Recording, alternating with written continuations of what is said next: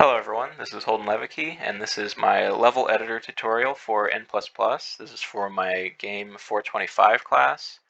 To start out with, I wanted to go over some of the basic tile placement, entity placement, and some of the different commands you can use while in the editor. I also wanted to cover some of my preferred UI settings while I'm using it.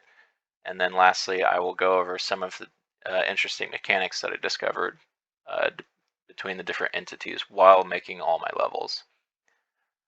So to start out with, you can hold left alt to enter tile placement mode, and it will place or fill any block. If you're holding E and drag your mouse, it'll fill any block with a solid square. And then you can delete any tile by holding D and moving your mouse over those tiles. If you wanted to place a different shape tile, you can hold Alt and press one of the rotational keys, and it will show you a preview of what that tile will look like. And if you click that, you'll select the tile you want. And if you see in the top left there, it will show you with the UI, the HUD, what direction the tile will place when you press a certain key. So if I want to make a circle here, press Q for the top left, W for top right, S in the bottom right, and A for the bottom left, and that will make a circle. There are a couple different tiles to pick from, different orientations. Next, you have the entities. So when you press space, it'll swap the cursor into entity placement mode. And while you hold it, you can see all of the different entities to choose from. Each one of these also has a rotational setting that you can change. So let's show the micro drone here real quick. If I just place it like this with the Q orientation, it will just spin in circles. But if you change it, you can set it to hug walls, and it'll follow along any solid path or any solid wall that it runs into. So if I were to encase this in a block, it will just continuously run that path, whereas this one is just spinning in circles. The next part I wanted to go over is the copy and paste command in the editor. So if I wanted to, you can click and drag and select a certain region. You can also fill by doing this. If you click and drag, you can hit E and fill large blocks of area with certain tiles. It's pretty good for starting out. So if you're not sure exactly what you want to do, you can have some large spaces filled out real quick so you get an idea of what you're going for.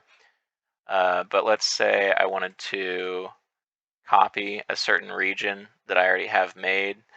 I like this shape for whatever reason. If I wanted to copy this, you click and drag and cover the whole area, and if you hit X, it'll pick it up and you can paste it wherever you want, copying that exact layout. To undo, just like normal, you can do Control Z to undo anything that you messed up on.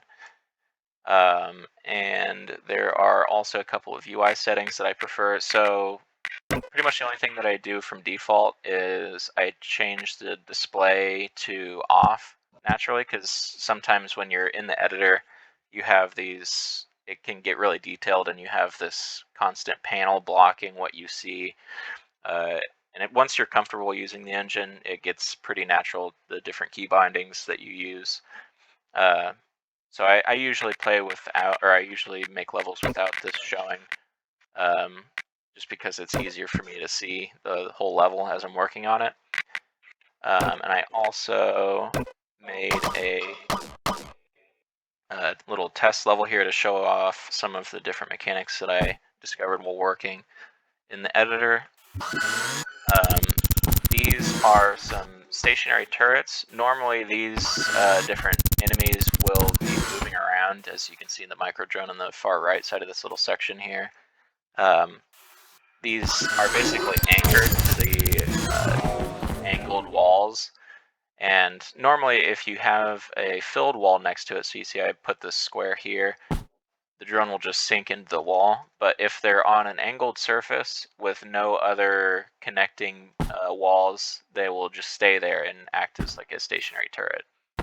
The next section, I discovered a couple different things with these bouncy blocks. They're really good for pushing straight through one-way gates. It's pretty much guaranteed to push you through if you just sink through, and normally this would be impossible to get through, but with the little bouncy block you can get right through it. There's also a lot you can do with how much they move. Normally blocks don't move a whole lot in this game, and having these sort of rubber banding blocks, there's a lot of different things you can do. Another thing that was pretty consistently used in my levels was the ability to move the thwomps and then put a gate behind them so that it opens access to a path that was normally blocked off by them. That's usually using trapdoors. The next section is basically just showing the power of the doors. One-way gates, normally enemies can just move right through them, and they can also have a line of sight of you if it's like a turret, a missile turret of some sort. And you see if I open up these doors here, everything can see me and fire at me. Another thing about doors is they do have collision, so you can jump off of the top of the door. That's one thing I used, or one level that I created used that aspect of the door. They just have a small collision on the very top of them. The next part is showcasing the power of angles in N++.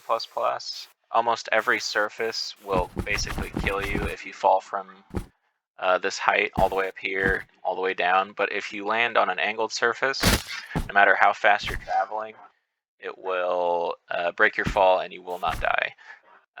Even something like this down here, if you launch super fast up into the ceiling, even though it's much higher up than on the left side over here, it will still kill you. But if you do it into an angled surface like this, it doesn't harm you at all.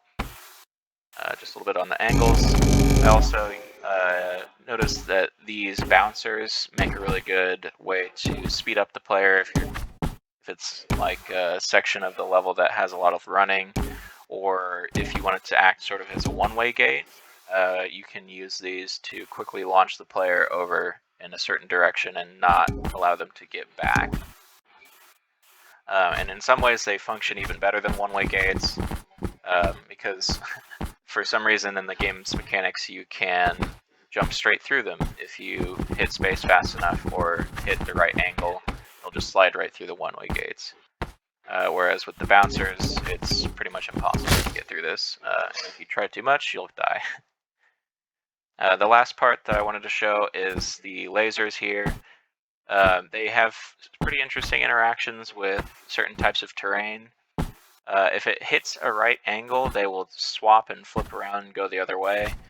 But if you have them running into the curved edge or any non-right angle surface, basically, it will continue on the path and go over the right angle. And that I thought was pretty interesting. I used that in a couple different levels. The final level had the full circle, and they all traveled around the circle, spinning. And that is all of the different mechanics that I used, or a couple of different mechanics that I used in my levels. And thank you for watching.